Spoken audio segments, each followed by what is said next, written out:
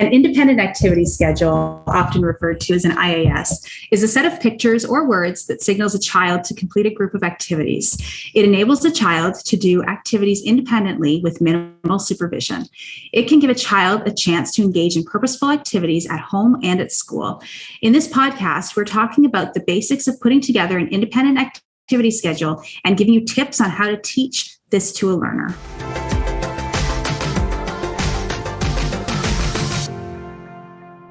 So in addition to using this in almost all of the classrooms that I work with, because of the huge benefit that it gives to the students and independence, it allows the teacher to work with some kids while others are busy. I also use it in my home. So without the, strict sticking and adherence to the pictures, when my children were young and they would come home from school, they had to complete their schedule before they got access to their preferred activity, which was usually, watching a hockey game or some sort of, media that they didn't have access to otherwise, but they had to complete their schedules. We would write down all the things that they needed to do on their own when they came home from school. It had things like do their homework, prepare their lunch for the next day, shower, sometimes get ready for bed. And then when all of those things were done, they were able to do their preferred activity. And that's really the premise of the independent activity schedule. It's doing tasks independently that may not be highly preferred, that are mastered, that they're physically able to do,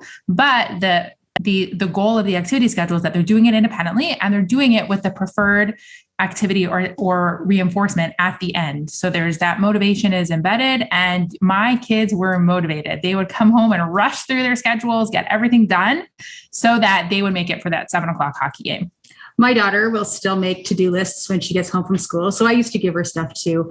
And I think that started from my childhood. I would joke around about my dreaded to-do lists. Thanks, Mom, of her chicken scratch writing on, days there was PD days. So I have to get up and then I have to vacuum and then I'd have to dust and then but there was no reinforcement at the end for me, Mom. I do that again with my daughter. And now she's at the age where she'll actually write herself things to do, like, okay, this is what I want to do today. I want to do this and this and this. And some of it's play outside, do some skipping, maybe some sidewalk chalk. But it's cute. I guess you could argue that any to-do list is really an independent activity schedule. So that means that you and me probably make as many activity schedules as we make for our kids. Problem is that we don't always have reinforcers at the end of them.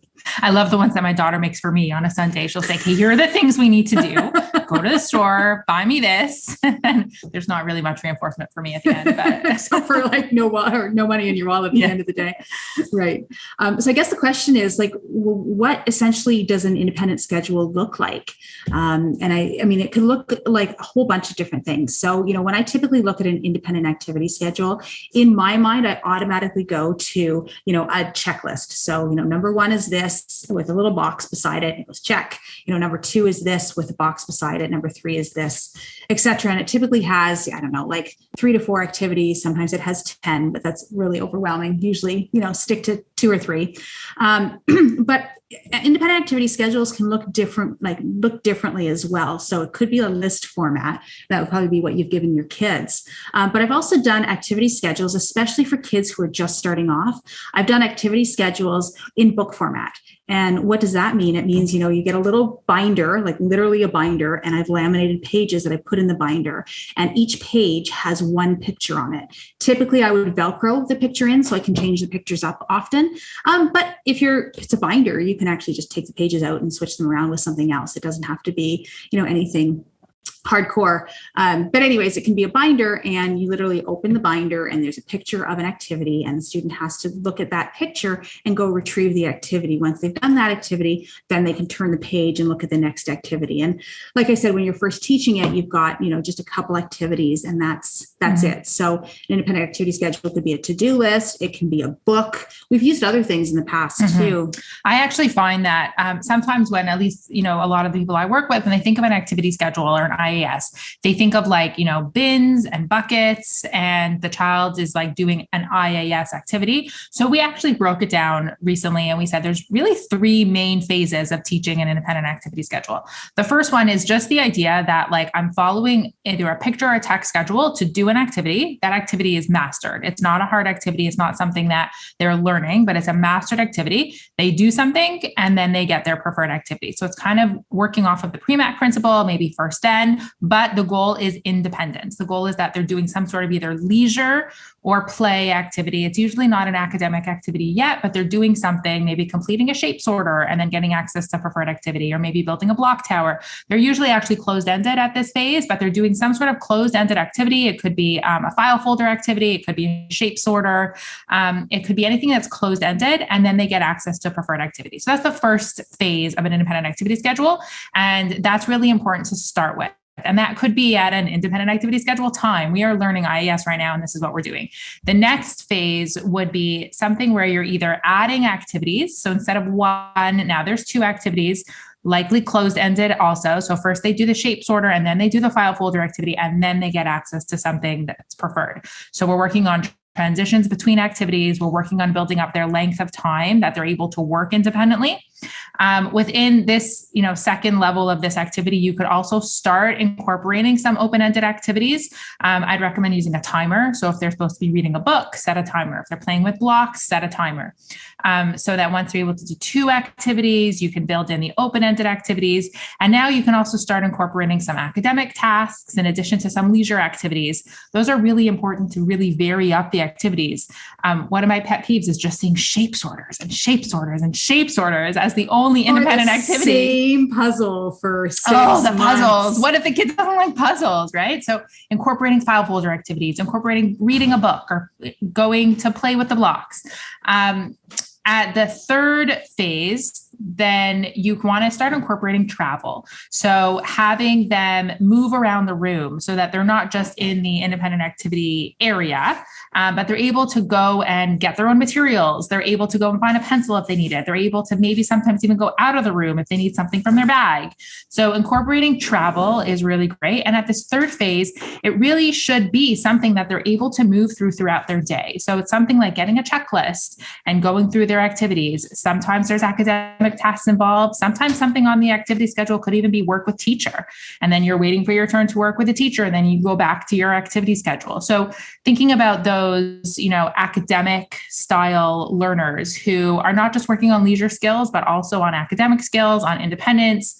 At this point, it's really nice to include some sabotage. So, it says on the activity schedule that you need to complete your worksheet, but you don't have a pencil, or it says that you need to cut out some shapes, but you don't have the scissors. So you have to either problem solve or go and ask somebody, or maybe go find the thing that you need. So there's so many levels of executive functioning skills that you can be including in this independent activity schedule. The reason that you can is because the activities that they're doing are all mastered. They're all things. Then you're starting to incorporate things that they're still learning, like independence, like travel, problem solving, staying on task, all of these things that become part of the independent activity schedule that they're learning just by going through these steps of the schedule. The other thing I would add in there is, after you get through that third step of, the sabotage and having to travel, is I would start to incorporate some more open-ended activities. So learning or teaching your learner how to use a timer.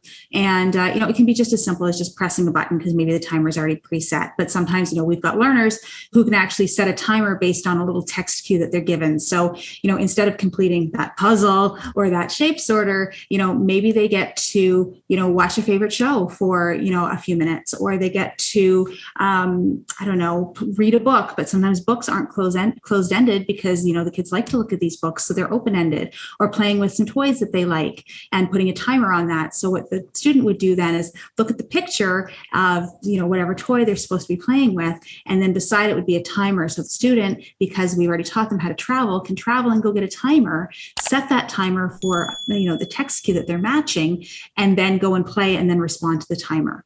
And students can do this really on any level. There are very few, prerequisite skills for a student to be able to engage in some sort of independent activity schedule. Even if they stay on the, the first level for a long time and they're learning to just put things in, they're learning to just engage on their own without needing that adult intervention. And it's so important, especially for some of our, most compromised kids, where they're not able to entertain themselves. If they could start to learn to engage with, with a toy or with an activity for even a couple of minutes, that's a huge skill. And it can go all the way up to kids working on academic tasks or, in classroom style settings where they're learning to stay on task, working through worksheets, or things where they're not needing that teacher attention, which is also a huge skill. I like what you said, Shira, about just like any level, can do this and not very many prerequisite skills. I used to think that matching picture to object was a prerequisite skill because you'd look at the picture of the activity and then you have to go get that specific activity. So you'd need that matching. But realistically, I've also done activity schedules where it's just a straight up like, okay, so it's the number one, or they've got a picture of a shape. It could be a star, it could be a color, and they literally rip it off because it's Velcro. So they could rip off the blue star and go match it to a basket of a blue star. So that would be somewhat of a prerequisite skill. It's a little tiny bit of matching, but it doesn't have to be that picture to object correspondence. If students don't even have that, you could just start with bins. I think Shira alluded to this before. And I've literally had a bin, like it's a to-do bin, and I've had a completed bin. And even though it's not really a to-do list or an actual schedule, it is independent tasks. So it's an independent bin whereby, these students can go and they can pick up a task that's in their independent bin, do it, complete it, put it in the all done bin, and then they get access to their preferred, or maybe there's a couple activities in that bin. So there's a lot of ways that you can modify this so that this could be across any learner. Somebody who's in high school who, is able to complete a lot of different things. Obviously, they're not doing puzzles and shape sorters anymore, but you could provide them with an independent schedule. Like, okay, so you've got to do, this page in your math textbook and it's numbers 1 through 3. And then you've got to go and switch to your language worksheets. And then you've got to do this and whatever else. So you can really make it as simple or as complex as you want it. Mm-hmm. I guess the other question that I get a lot is just how do you take data on this? What do you do with that and how do you measure it? And I mean, there's a lot of different ways you can do it, but I think just really about keeping it simple. And what do we really want to see with this? We really want to see time on task, right? So, you can measure a few ways. Number one, you could say, okay, so the student goes and gets the activity, or points in their book and matches, right? So they go and they get the activity, they complete the activity, and then they put back the activity, and then they go back to their schedule to check in the next time. So there's really 4 main points, right? So, they go get the activity, they complete the activity, they put it back, and then they check back with their activity schedule. So you can do that. Sometimes I don't take data on that because, the student needs a lot of prompts. So instead I just take a clicker and I just count the number of prompts needed.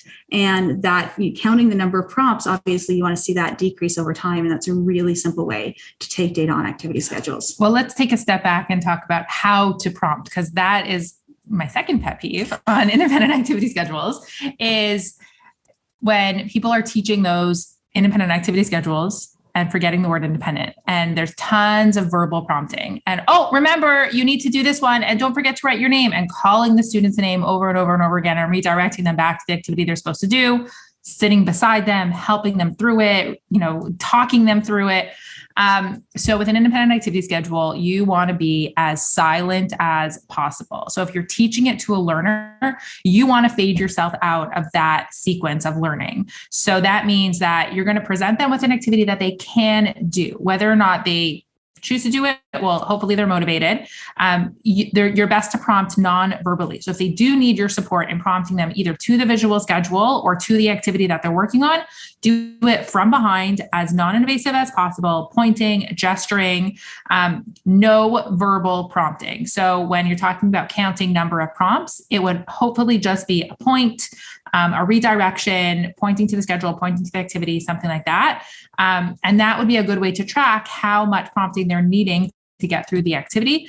We often will use a task analysis data sheet for something like this, where we could put the sequence of activities on a task analysis data sheet and then track, either prompted or unprompted, or level of prompting that was required on that task analysis data sheet. And then you can also forward chain or backward chain if they're needing that level of support through the independent activity schedule. I know we talked about forward chaining and backward chaining on another one of our blogs, so you can go check that out. And then we'll just add activities as they're mastering through that. So as soon as they've mastered on the task analysis, with minimal prompting, one activity, we'll add a second activity, we'll add open-ended activities, we'll add travel. All of those steps are as they're mastering through them, you can add those to the data sheet. It's really, really important not to embed yourself in the teaching interaction.